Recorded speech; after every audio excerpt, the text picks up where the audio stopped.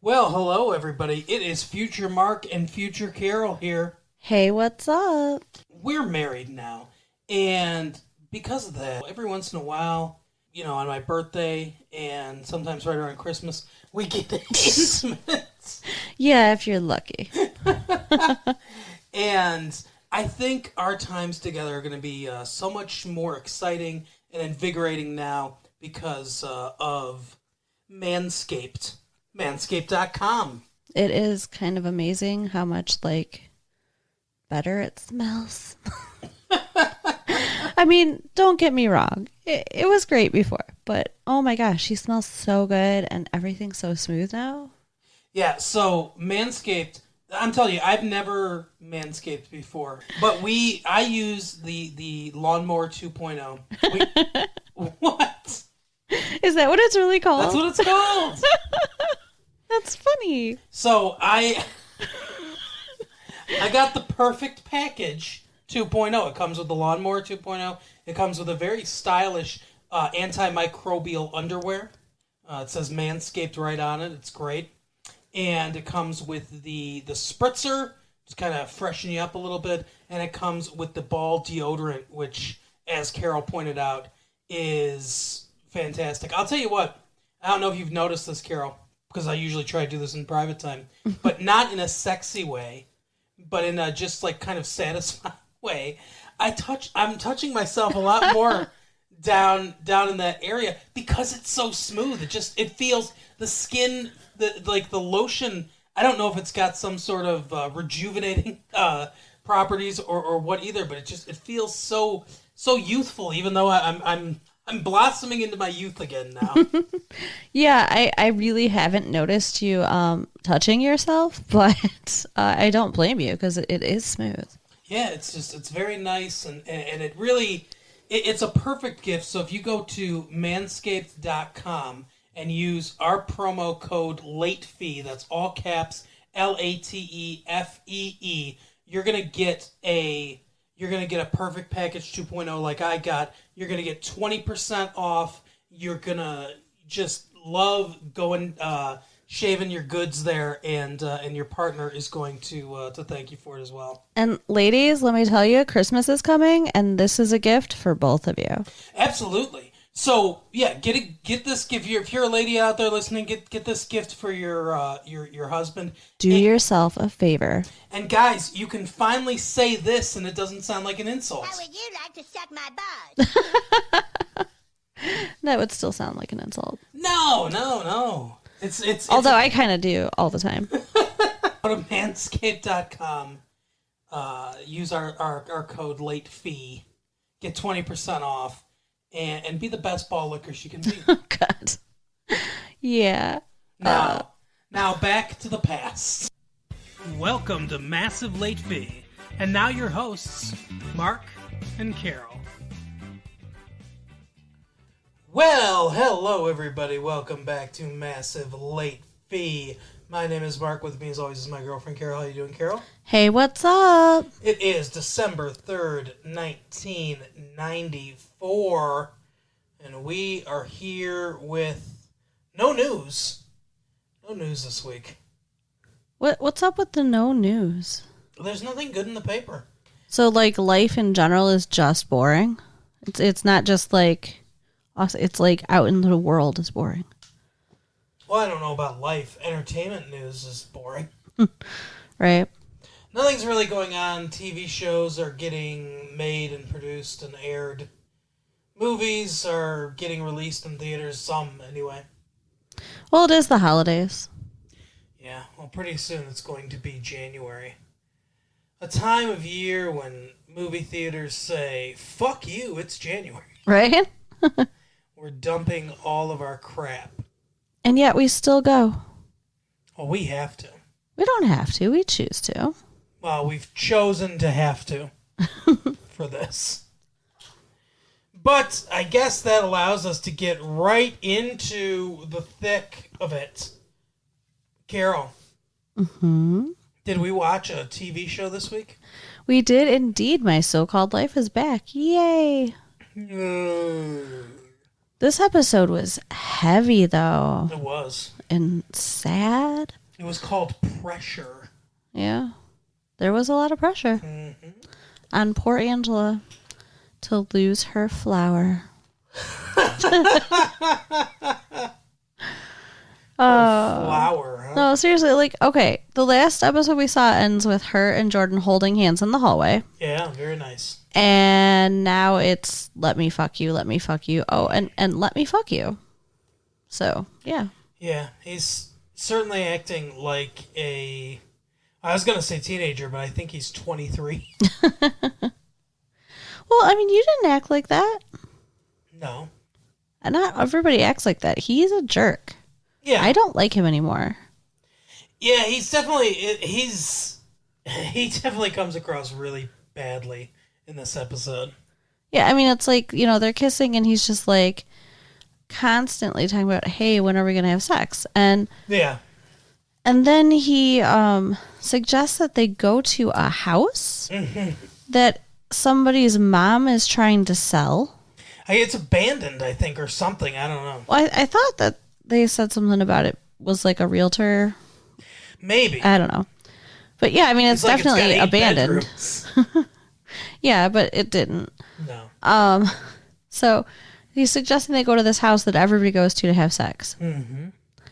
And she agrees to go, which she doesn't want to. obviously doesn't want to. Yeah.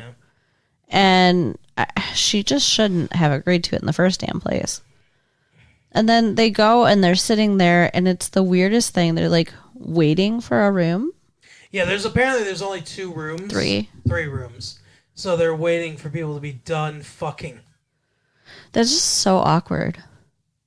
You know, her parents were saying how, you know, since he has a car, it's like they have their own apartment. Mm-hmm. Really, in reality, come on, just use the car. Yeah. Be We've a all been there. lot less awkward. But she runs into Ray Ann there. And Ray Ann is like happy for her that she's there with Jordan, which is like, do you not pay any attention? Obviously, she's like not happy to be there. Well, you know, it's weird, too, because her and Rayanne haven't been super tight since that overdose night. Yeah. Like, we don't see them together. Their friendship is waning, kind of, and she seems to be becoming better friends with Sharon, Yeah. who apparently is not a virgin. It goes back and forth. Yeah, it's so weird. Yeah, she, like, there was one episode where she was talking to Rayanne and saying how she was actually a virgin. Right. But then in this episode, she's telling Angela, no, they did it lots of times. Yeah. And she wrote that poem about her juicy sweetness, so... Right? I mean, it's signs point to... So I don't know if she wanted to seem like a good girl for Rayanne, or I don't know. I don't get it. Yeah, it's very weird. I mean, maybe she was embarrassed. But it's like Rayanne's not going to judge her. No, not at all. Yeah, and Rayanne again is what's that dude's name who we never see? Tino. Yeah, Tino. Rayanne's like, oh, I gotta go. Tino's driving me. Tino is like he's like the 5th Beatle. We never see him ever, Right. but he is mentioned constantly. He's like a specter that lives throughout this movie or TV show. Yeah, it's very strange. And yeah, he's always driving people places. That's like his entire, meaning in life and entire purpose for being. I think Tino's gonna grow up to be a cab driver. Maybe. So she sees Rayanne and Rayanne takes off and she tells Jordan that because a room has just opened up, she's like, I got to go after Rayanne, I really think that, I'm she's worried about her. Yeah, she's maybe, using again. And yeah. When she was gonna go out with Jordan to the house, her dad was like, she said, maybe I shouldn't go, Right. because mom's not home yet. And he's like, no, it's fine, go ahead. And she's like, well, I don't know, because, yeah. Yeah, she was really trying not to go. She does not want to do this. No. And she should just be honest that she doesn't want to do this. Right. So she leaves, and he gets all pissed off. Yeah, and I gotta say, I don't think it was a brilliant idea of her to leave him alone there. Like, there were a bunch of single girls just hanging out, and he's a nice looking boy. Yeah. Why are there single girls just hanging out there? I don't know. It's very weird. Yeah, the whole thing is weird. I guess people are kind of partying there too. Yeah, but I mean, like, it seems like the main attraction's the bedrooms. So, yeah, I wouldn't want to go there. This is a weird town. It is. And, let's see, her dad has, like, this night when this is all going on, her dad has that girl from his cooking class and her fiance over for dinner. Yep. And the mom is, like, running late or whatever. And she's talking, the friend from cooking class is talking about she wants to open a restaurant and she wants him to cook for it. Yeah. She wants to make a bunch of money. And this is like through the whole episode kind of a theme of him and the mom talking about whether or not he should do this. Kind of. I mean, it's kind of like he's saying, you know, he doesn't want to, and she's kind of saying, well, you don't want to, right? Like, it's like they're just dancing around it. Well, he clearly does want to, but he doesn't want to say that he wants to take this chance. And she's like, oh, restaurants fail all the time, and you know, this is not going to work out and all that stuff. And she's talking about their savings and stuff. I don't understand because it sounds like the girl from cooking class's fiance has lots of money. That was kind of like the whole point, was that he was going to finance this. Yeah, it seems to me that they would go into partnership, I'm guessing 50-50. Like, he does all the work, you know, where, I mean, that's what he's contributing to the partnership, where he's the actual chef. He plans the menu. He like does all the work type stuff, and then this guy provides the money. Right. That seems like a normal partnership to me. And I mean, right now he's not doing anything, so I don't really see what they're really risking here. I don't either. It seems strange to me, but it's just it's the theme of, you know, she never believes in him and everything. They have to be one of the worst couples on TV. Oh yeah, they're terrible together. Yeah, they do not. They just don't click at all. And at one point they're like making out like you think they're going to be having sex, and then one of them brings this restaurant business up again, and then they just stop. Yeah, because the phone rang.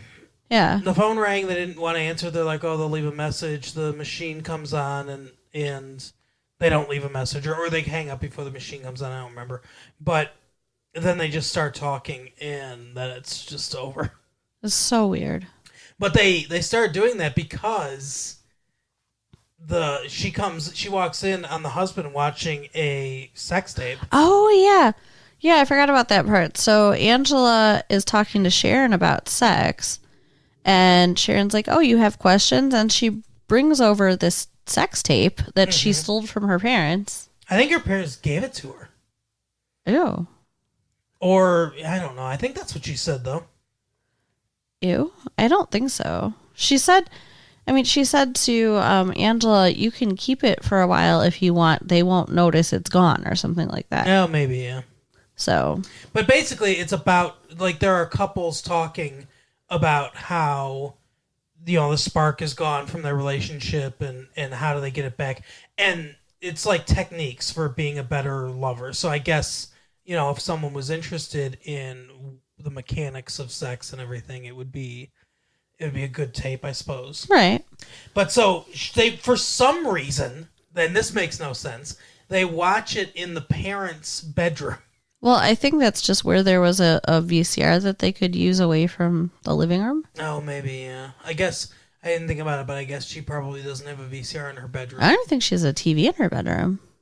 I have a TV in my bedroom. Well, so do I, but I'm just saying I've never seen one in hers.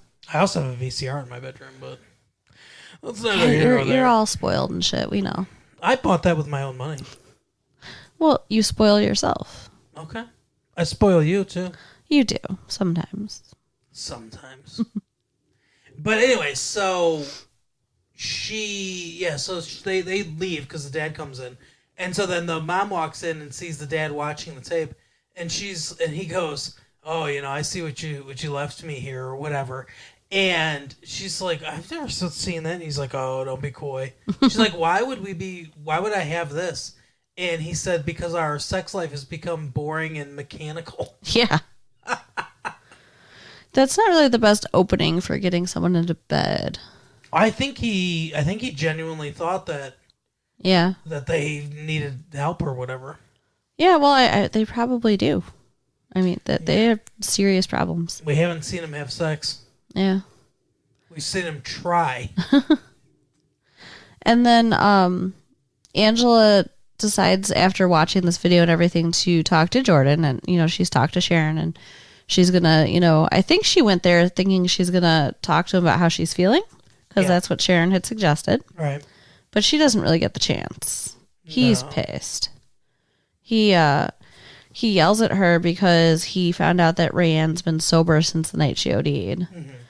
And so he's like, I know you were lying to me and stuff. And then he said, like, the worst thing to her, that it's like, it's just normal. This is just what people do unless, you're abnormal. Yeah, basically. He basically said you're a freak because you don't want to have sex. Like, this is what everyone does. Everyone wants to have sex. So, yeah, he's on my shit list. So she leaving Crackhead's bike there. Yeah. Because she borrowed Crackhead's bike to ride to the mechanic shop or where he works. And so she leaves and then comes home without the bike. And basically, like, is like we're broken up, is the implication. The implication, yeah. And Crackhead gets all pissed off because his bike isn't there. And then she actually, like, opens up to him about what's wrong. Mm-hmm. And her dad is on the couch, like, where he was, like, napping, but he's awake. And she's just talking about how she's feeling pressured to have sex. Mm-hmm. So he's hearing all that. Yeah. And then Jordan brings the bike back. Yep. And this is sad shit.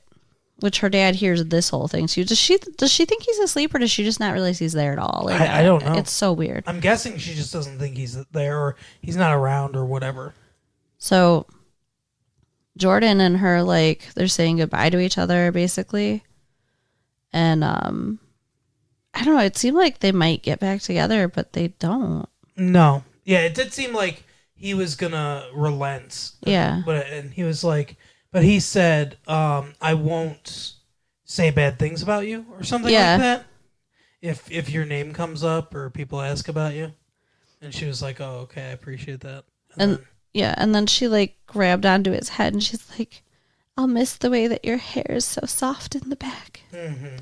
Which, like, is really fucking shallow for, like, hey, I'm breaking up with you and that's what I'm going to take away from the relationship. Well, their whole relationship is shallow because they don't talk. They don't go out on actual dates. They don't do anything. They don't have any shared interests. Yeah. The whole relationship is completely shallow. Yeah, it's just physical. Oh, yeah, and I forgot when they were arguing at the mechanic shop, too. He's like, this is why I didn't even want to start this in the first place. Right. And she's like, because you knew you wouldn't get sex out of it? Which he doesn't really say anything, but, I mean, like, that is the implication. Yeah, he's a freaking jerk. So. Yeah, that was the episode. Yep. They are broken up. What do you think? What do you think of the episode? I mean, the episode was good. It's definitely an interesting way to take it. Yeah, I mean, it's just sad, though. I just feel bad for her. Yeah. And I really, really hate him. Yeah, he's definitely not a good guy. Not acting like a good guy at all. No. Yeah, I guess I'm just disappointed. I thought that maybe he was better than this, but he's not. So far, no.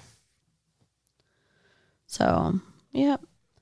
And then the movie this week's pretty heavy as well. Yeah, we saw The Professional, Leon, the Professional. Yeah.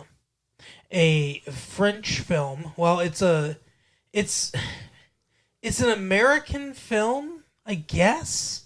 I mean, it was shot in America, but it's like the most French American film ever. Just like apparently Leon is the most French Italian guy ever.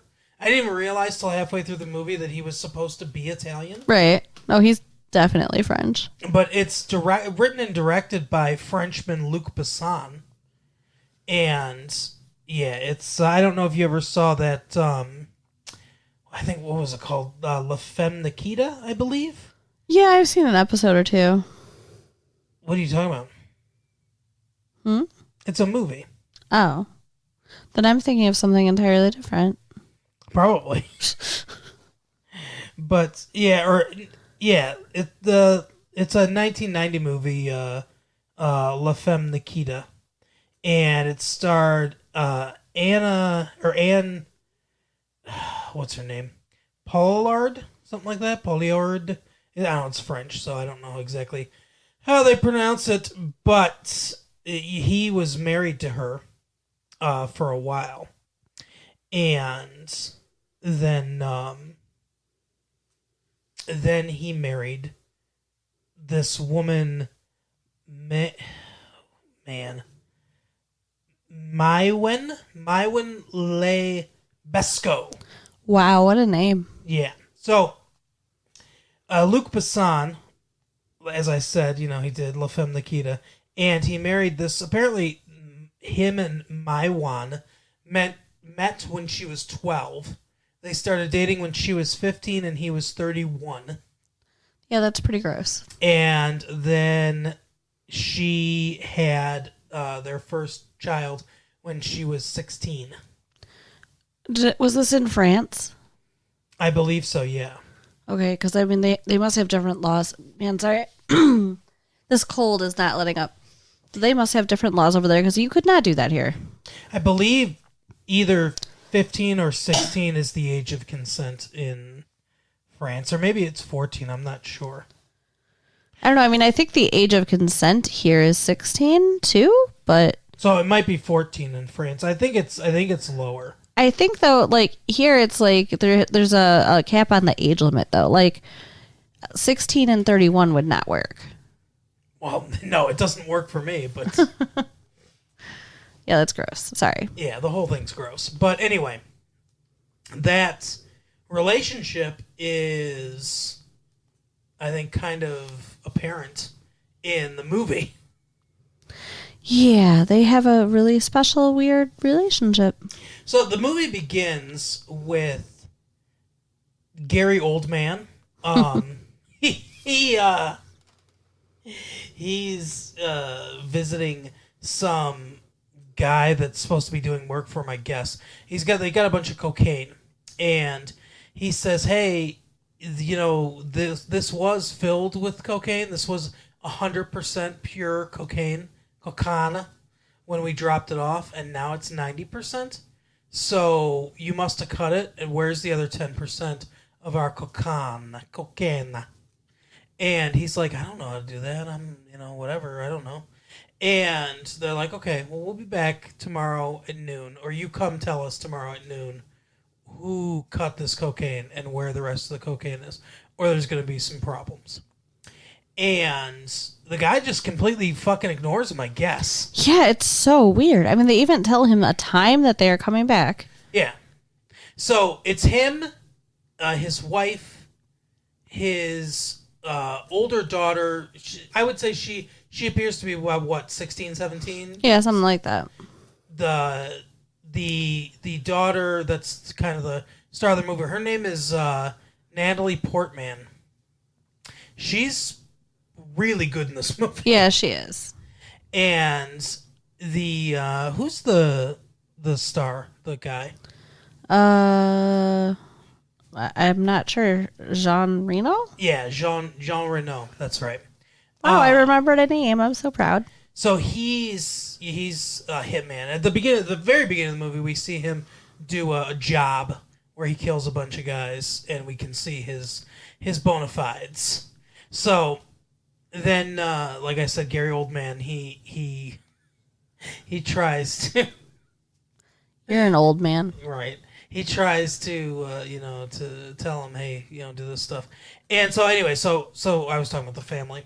So it's the husband, the wife, the 16, 17-year-old daughter, Natalie Portman, and 4-year-old little brother. which we find out. We don't know that right away. They come in and they're walking through the I believe it's the wife is in the bathtub. Yep. Somebody comes in and just shotgun blasts her in the face. They kill the oldest daughter as she's running away. The husband, they get, they trapped in the kitchen and they're like, hey, what's going on?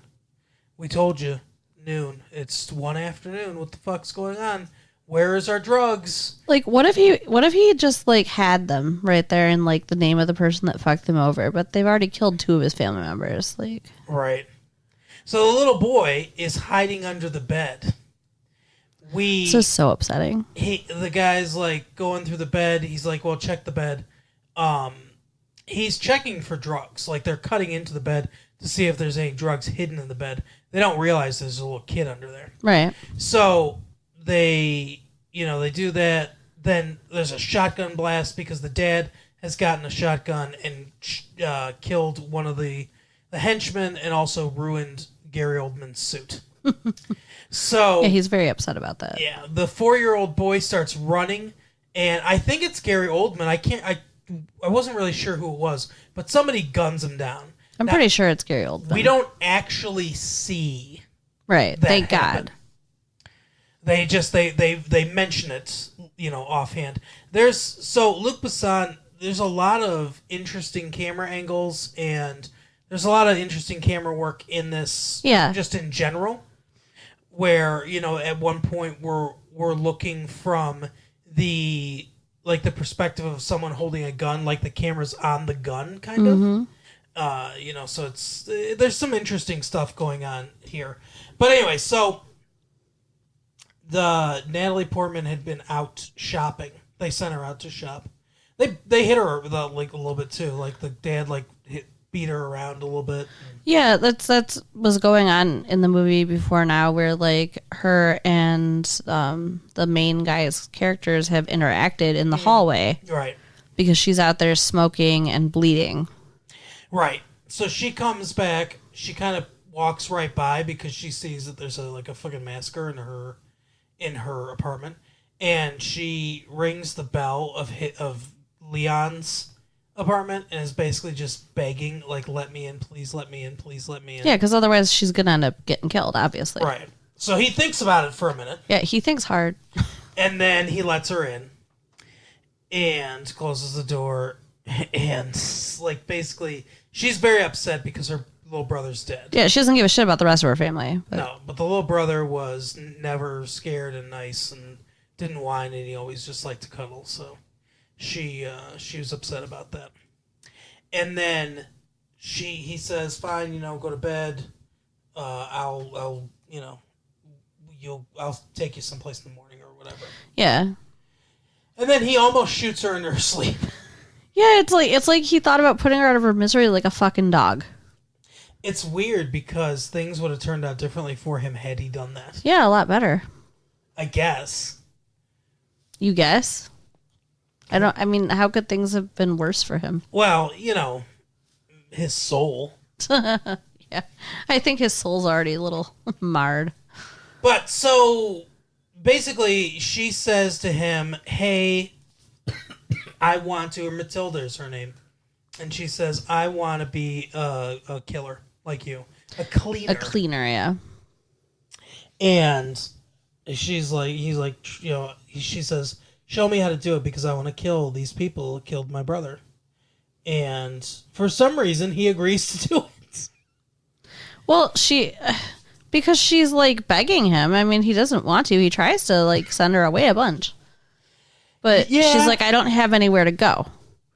I don't have anything else to do. If you send me out of here, I'm going to end up dead." Does he really try that hard?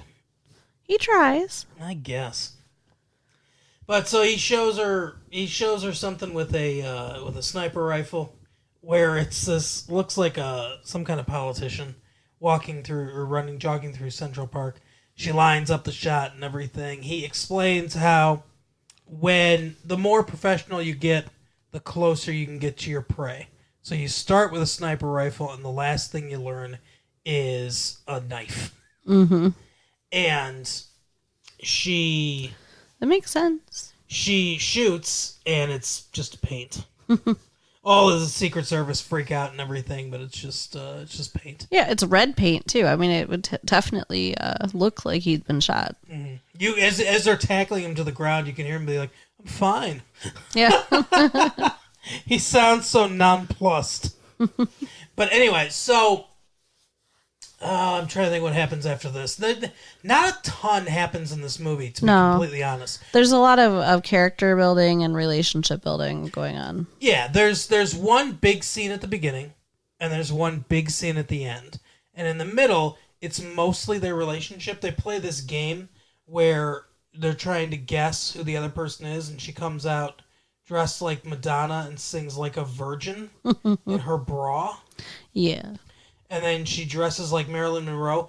How did she just have a Marilyn Monroe dress? Yeah, I was wondering about that too. She like, just where has did she a white Marilyn Monroe dress? Yeah, where did she get all these clothes all of a sudden? Like, she was wearing the same outfit for like days. Yeah, it makes no sense and is really creepy. Yeah. Like, I'm not that much older, or we're not that much older necessarily. I mean, she's supposed to be like 12 or 13, so I mean, we're definitely older. But 12. Yeah, but we're not. Yeah, they do say 12 a few times. Mm-hmm. We're not as old as Jean Reno is, Right. and I feel creepy just watching it, and to know that Luc Besson basically had this relationship with this 12-year-old until she was, until that she got married when she was 16 or whatever. What do you mean till? I mean, he married her. Aren't they still together? Yeah, they're still together now, yeah. So, I mean, that's the only thing that I think makes it less creepy is it's not pedophilia because he stayed with her even as an adult. I mean, I guess, yeah. But it's still weird. It doesn't make me...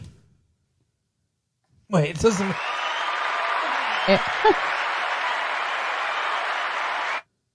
But anyway, so... Okay, what happens after this? So, yeah, they basically build their relationship up. She eventually starts falling in love with him and says that she loves him. He says... He doesn't say, hey, you're 12. That's fucked up. He says, well, I had a woman that I knew and she died. And, I mean, that's the implication. He doesn't say that, but that's kind of the implication. And, like, he's like, I'm not with anybody because of that. Yeah. Yeah, he does reject her, but not in the appropriate manner. Right. So she wants revenge on this dude, and she goes into the apartment, the kill apartment. The one that she used to live in with her family, yes. She sees the outline of her 4-year-old brother. Ugh.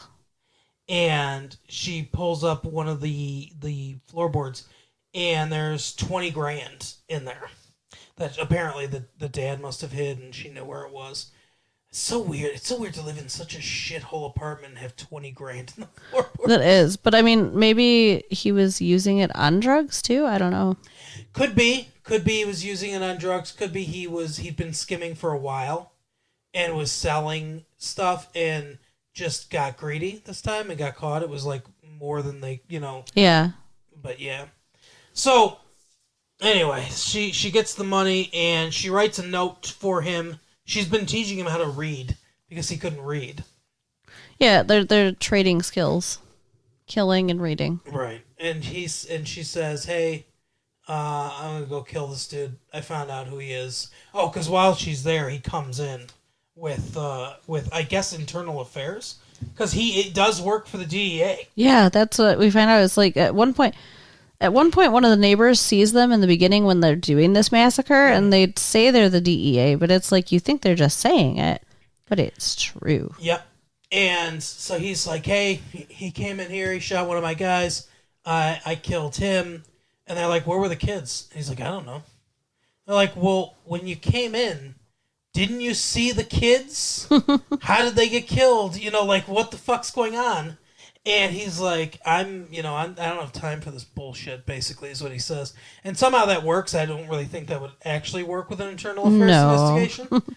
But, so she knows that he's DEA. She follows him to the building and everything. And she writes a note and says, "Hey, you said 5,000 a head. here's 20 grand, kill all fucking 4 of these pieces of shit. If it doesn't work out, I'm gonna go kill Gary Oldman. And she's got a bunch of guns in like a backpack that she's taking up there, and she's got some food, and she says, "Oh, I got a special delivery for this guy." It's a very little kid thing to do. Yeah. To think that would work, and obviously it doesn't. She goes into a bathroom for some reason. The men's bathroom. Yeah. Very And odd. Gary Oldman comes up behind her and says, "Hey, oh, it's food, huh? Let me guess. Is it Italian? Why don't you tell me who sent the food, and what you were gonna do with it? How you were gonna kill me or whatever." Because he's figured it out. Right. And she's like, no one sent me. I do my own work. And he's like, "Oh, how did I fuck you over?" And she's like, "You killed my brother." And he's like, "Oh, okay, so now I'm gonna..." And he says, so what messed up. Yeah. Because he's like, the more you get scared of death, you learn to appreciate life and everything. And he says, "Do you love life?" And she says, "Yes." And he's like, "Good. I don't take any pleasure from killing people that don't appreciate life." Yeah. Like, he does get pleasure out of killing people that do appreciate life. Well, he obviously is a fucked up individual. He has these pills Yeah. that he just like crunches and it looks like he's having an orgasm. Yeah, it's so weird. I don't know what he's supposed to be taking. If it's some sort of speed or something, I don't know. That's what I'm guessing, but yeah. Yeah, he's a certainly freak. not a downer. No. He is a freak. So he takes her out. He's like, "Take her up to my office. We're going to kill her." And it's pizza. By the way, she brought pizza. Because Danny Aiello runs a pizza place. Mm-hmm. And that's where Leon gets all his jobs from. And he holds his money for him like a bank. Because nobody knocks over old Tony. Right. He's totally fucking him over with this money. Yeah. So Leon reads the note. Obviously, he springs into action. He breaks into the DEA's office like very easily and murders the 2 guys that are supposed to be guarding her. She runs over, grabs him, and then they go back to the apartment where they're staying. And Gary Oldman tracks them down there. And then this is the big ending of the movie, is they come in there with some SWAT team and everything, and Gary Oldman's like hanging back, coordinating things. She goes out for milk, because this dude drinks milk all the fucking time. This dude is going to have such clogged arteries. Or I guess he would have. Right. But Milk does a body good. right. So she's walking back, and they grab her, and they're like, "Oh, you got a secret knock?" And she said, "Yeah." I don't know how they knew that, but so she gives the wrong secret knock so that he knows what's up. The guys try to come in there. He starts murdering him. I mean, like it's basically just a murder spree. And Gary Oldman's like, "Get everyone down here." Very comically, like, everyone. Yeah, and like they're pulling in police from other precincts, so. Yeah, it's really weird. So this guy's got a major murder boner. So they start, firing in there. Leon, he chops the wall open and basically says, "Hey, slip down here." He pretends to be an injured police officer. They take him out. It was pretty smart. Oh, absolutely. They take him out and they examine everything. Somehow Gary Oldman recognizes him. I don't know if he ever really saw him. Yeah, it's kind of weird. But Leon's going out there, almost to the street. We can see the street. Gary Oldman's behind him. Then we get another kind of artistic shot. Yeah, I really liked this. Where, he's walking, we can see the street, and then the camera just lightens a bit, like the camera light gets a little bit brighter, and then it slowly falls to the ground, like we're seeing it through his eyes. Mm-hmm. And then Gary Oldman standing on top of him, there's blood coming out of the back of his head because, the guy's done. And he says, "Hey, this is from Matilda," and he hands him a grenade pin. To which Gary Oldman's basically That's not good. And they blow up. Gary Oldman gets killed. Basically, all him and his corrupt cops have been murdered at this point. So I guess justice is done in that way. Right. Natalie Portman gets to Tony's place, and Tony's like, yeah, he's probably dead. I don't know how he knows this. Right. And he says, he left some money for you. I'll hold it for you. He's such an ass. Here's $100. Come back in a month for another $100. Yeah, like she's homeless. Like, Right. give her some fucking. Although she does still have $20,000 if she goes back and gets it. Yeah. So then she goes to a boarding school. She takes a plant with her. The entire time, Leon has this plant, and in one scene, he's like, hey, this plant's like me. It's got no roots, just moves from place to place. And she's like, oh, you should plant it. Mm-hmm. Plant it so it has roots. And she goes to this boarding school that, this is also weird. It's very weird. Her drug addicted or drug selling or drug smuggling father living in this crap hole apartment paid for a year of boarding school for her just outside of the city. And she had apparently left at some point. Don't know why they would do that. Don't know why they would spend money on that. Doesn't seem like something this family would do. No, I mean, all they do is beat the shit out of her. And they, at the beginning, towards the beginning, they foreshadow this. A woman calls and says, hey, you paid for a year, but she left. And unless there's a really good reason, you forfeit the money. And she just goes, she died, and hangs up the phone. So she comes there and she's like, hey, I'm alive. And my parents got in a car accident. And it was really sad, and can I go to school here?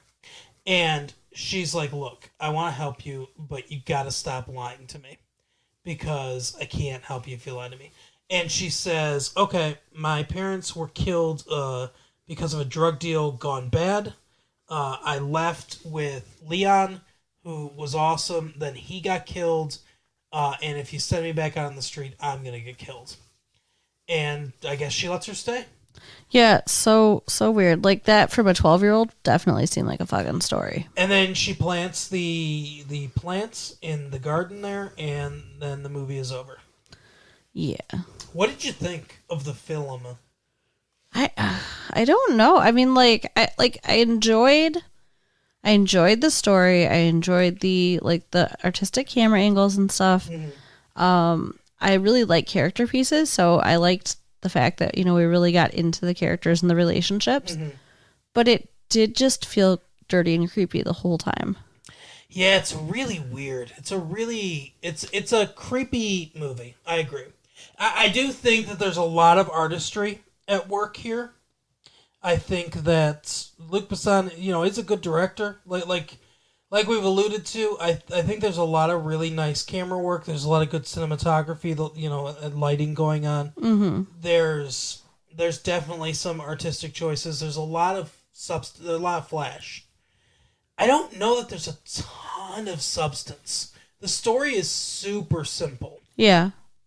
But we do get to know the characters a little bit better, and we get to kind of wallow in this filth of their life, right, for a little while. And I think it makes you feel dirty, but I think that's kind of satisfying in a way, to where it's like we're just experiencing what life is like for these two.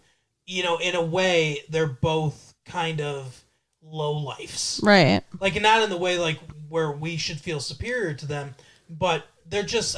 One's a professional killer, just literally, in the muck, and the other one is, some dirt poor kid from an abusive, home and everything, and she's got, that's not a real mother, and that's her, half sister and everything, and she doesn't care about them and all that stuff. But yeah, it's you really wallow in it, for an hour, and it's kind of satisfying from that perspective. I think that the young actress in this, Natalie Portman, is really, really good. Oh yeah, she did a fantastic job. Usually child actors suck. But she's good. I think she might have some kind of career. Yeah, we'll see. I mean, she seemed. I think she did a good job of playing a kid trying to be older than she is. If that makes sense. Well, she is a kid, so Yeah, that's what I'm saying. Like I mean, it was just very believable. Mm-hmm. But yeah, I enjoyed it. I don't really have much more to say about it. You got anything? No. I mean, it's worth seeing, but it's kind of creepy. Yeah, it is a little creepy, but I liked it still. Yeah. Well, we will end this episode as we end every episode with our blockbuster pick of the week. Carol. So this is a kids movie, but I think it's super cute and I really like it. It's The Secret of Nem. Finally on tape. Yeah. It's about a little mouse family having to relocate and like I don't know, just finding like the strength to overcome obstacles. Doesn't Will Wheaton do one of the voices? I don't know, does he? I think so. Oh, that's cool. He was in Stand By Me. Okay. That's where I know him from. He was also on that Star Trek show for a while. Oh, okay. Yeah, you know him. Yeah. Yeah, I know who you're talking about. But yeah, so I think he does one of the voices in that. Wesley Crusher. Yep, that's correct. That's who he is. The other movie that came out on Blockbuster is Maverick, which we did a show on. Yes, we did. And it was good. Yeah, that's a good movie. If you haven't seen it, you should definitely check that out. If you after you watch it, check out our tape on Maverick. Yeah. That's definitely more uplifting of a movie than this is. Yeah, this has been kind of a heavy little episode for us this week. But that is our episode. Carol, take us home. All right, so, come to the locker, leave the stars, leave the notes, leave the money, leave it all with me, forget about him. No, really, though, you can send us electronic mail at latefee1994 AOL.com. All right, sounds good. We will see you next week. Bye. Bye.